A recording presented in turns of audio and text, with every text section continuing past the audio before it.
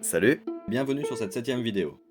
Dans les deux dernières vidéos, on a vu ce qu'était le produit scalaire et le déterminant de deux vecteurs.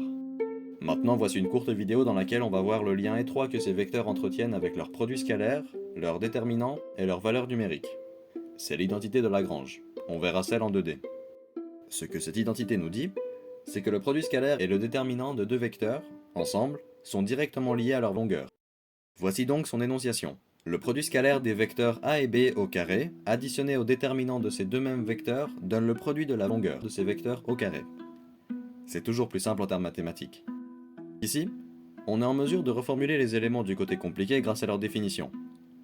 Et un conseil important est de reformuler ce qu'on peut pour pouvoir essayer de prouver la conclusion sous différents angles. Ici, vu que les termes en question peuvent se développer, il y a des chances qu'on ait une simplification. En l'occurrence, on sait de par leur définition que le produit scalaire de deux vecteurs donne le produit de la longueur des deux vecteurs multipliés à l'angle qui les sépare, et que le déterminant de ces deux mêmes vecteurs donne, lui aussi, le produit de la longueur des deux vecteurs, mais cette fois multiplié au sinus de l'angle qui les sépare. Alors, en traduisant ces deux termes, on a cette ligne. Développons directement ces parenthèses. Dans la première, on a trois termes multipliés, puis ils sont élevés au carré. À l'intérieur, ce n'est pas une addition ou une autre opération nécessitant une manipulation plus complexe. C'est une multiplication. Alors on peut sans hésiter passer le carré de la parenthèse à tous ces termes. De même pour le développement du déterminant. Maintenant, on a ces six termes séparés par une addition. Qu'est-ce qu'on voit? Le produit des longueurs des vecteurs a et b multiplie, regarde bien, à la fois le cosinus au carré et le sinus au carré aussi. On peut donc réécrire la ligne de cette manière.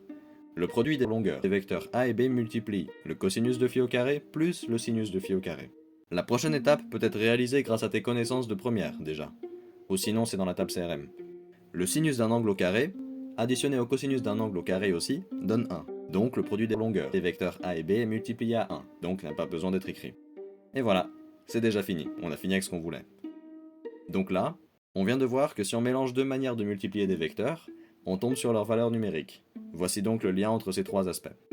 C'est tout pour cette vidéo, j'espère qu'elle t'a permis de comprendre ou de mieux comprendre l'identité de Lagrange. Dans la prochaine vidéo, on va regarder un autre lien intéressant qui cette fois lie les différents centres d'un triangle.